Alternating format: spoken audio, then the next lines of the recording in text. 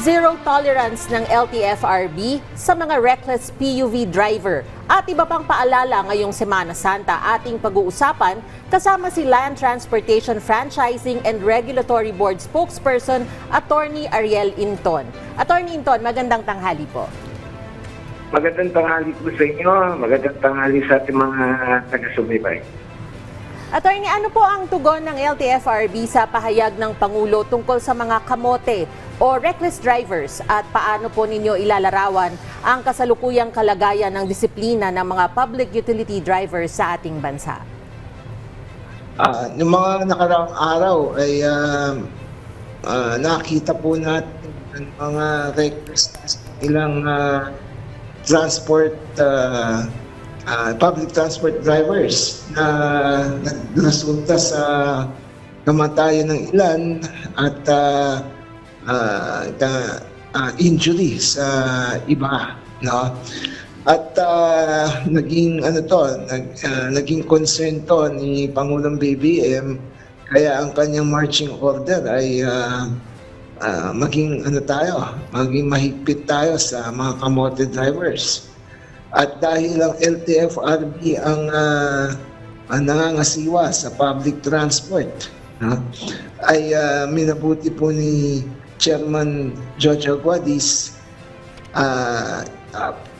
under the direction of Secretary Vince Dizon na maging very strict tayo sa mga public utility transport drivers.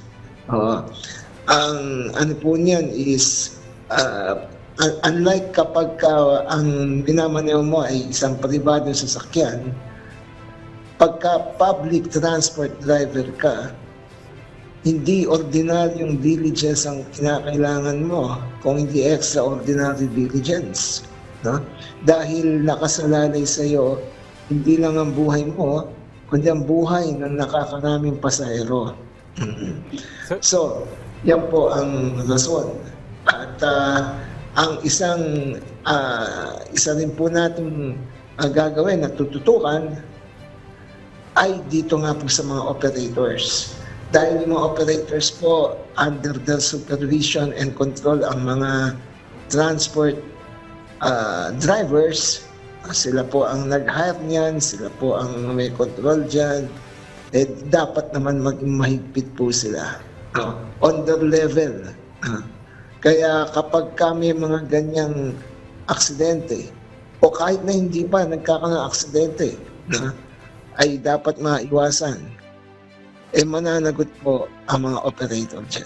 Opo. Sir, dito po sa ilalim ng zero tolerance policy na ipapatupad, ano po yung mga hakbang o panuntunan para nga po mabawasan na itong mga reckless driving incidents?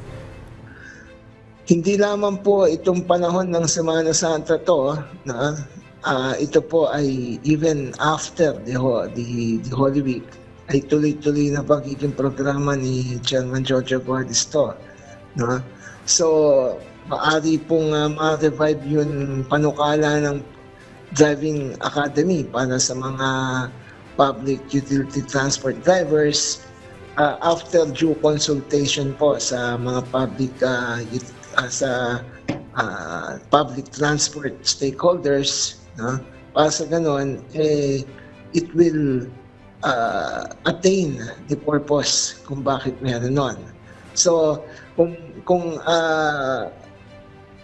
mapapaliwanag pa natin ang gusto yan, kapag kumuha kasi, kung kanyari, isang operator ng taxi, kasi ito, hindi lang bus to, kundi lahat ng denomination.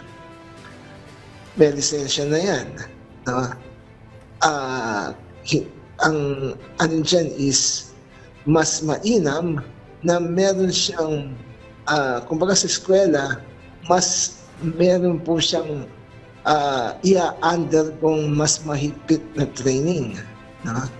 Para sa ganon, ay malaman niya yung kanyang mga personal na accountability, bilang isang public transport driver. Kailangan maisa-utak po yun at maisa-puso. Kaya yan po. So, we would prefer preventive measures. Ibig sabihin, wala pa yung aksidente, doon po natin gagawin tong programang to. At hindi after the accident, no? Kaya kapag yung operator, ang kanilang magiging depensa hindi, pinag-resign na namin yan, sinipa na namin yan, hindi ubra po yun. Because you hired that driver and therefore kayo ang mananagot niyan bilang public transport operator. Sir, paano nyo naman po tinitiyak na magiging consistent at patas ang pagpapatupad ng mga regulasyon? Makakaasa rin po ba ang publiko ng mas madalas na pag-inspeksyon at operasyon laban sa mga pasaway na driver? Opo, yan po ang gagawin ng ahensya. Magiging patas po tayo, mas magiging malimit yung mga inspeksyon, at yun nga, kung mabibigyan po ng pagkakataon itong Panukalan Drivers Academy para sa public transport, ay kung hindi man natin magawan zero, we can reduce drastically the number of accidents involving public transport and even road rages, no?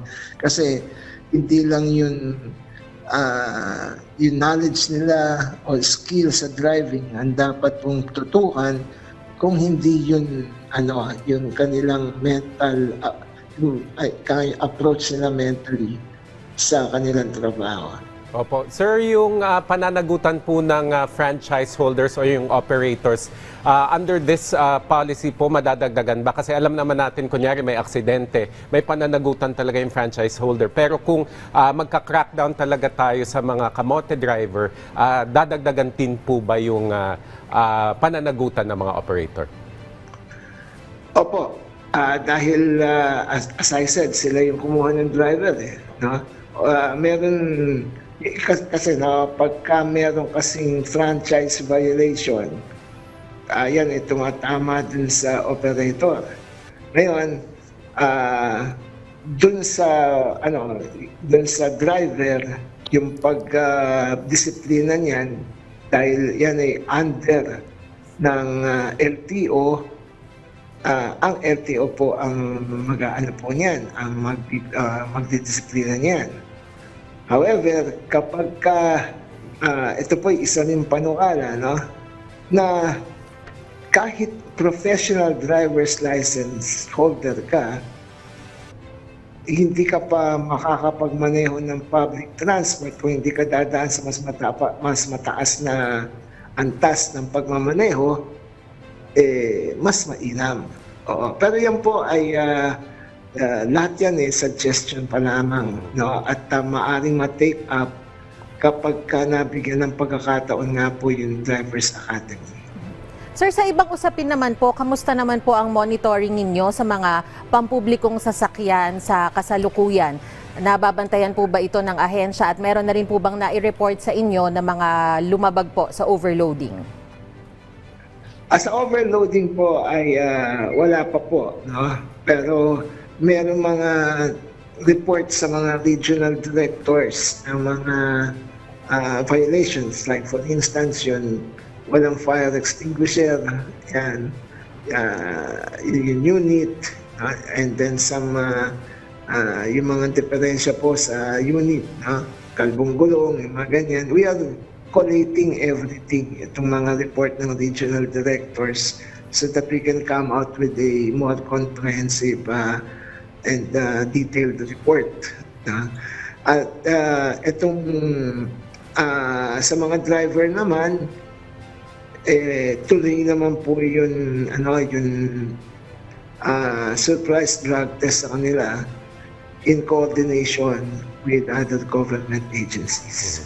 Sir, maikling paalala na lamang po sa mga operator at driver ngayong Semana Santa. Well, maging maingat po tayo sa ating mga drivers, maging maingat tayo sa pagmamaneho. Siguraduhin husto po tulog niyo, hindi po kayo nakainom, and of course, droga, iwasan yan. Yan Hindi po rason na kaya ka magdodroga para mamulat yung mata mo sa pagmamaneho. Hindi po rason yan. Ganun pa rin po ang sumatatal yan. You are still under the influence of drugs. Sa operator naman po, be sure po na sumusunod po yung mga driver natin. Especially, sir, ito yung mga ibang report sa region. Kaya nga, important po yung mga regional directors, sa mga mga LTFRB personnel outside of Metro Manila. No?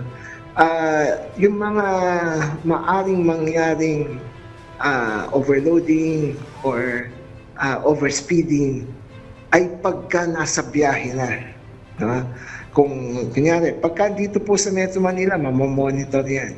Kapag dumadaan ng expressway, may mga may mga CCTV camera. Pagka nandun na sa malayo na wala pong mga camera ganyan, we will really be depending on the driver himself. No?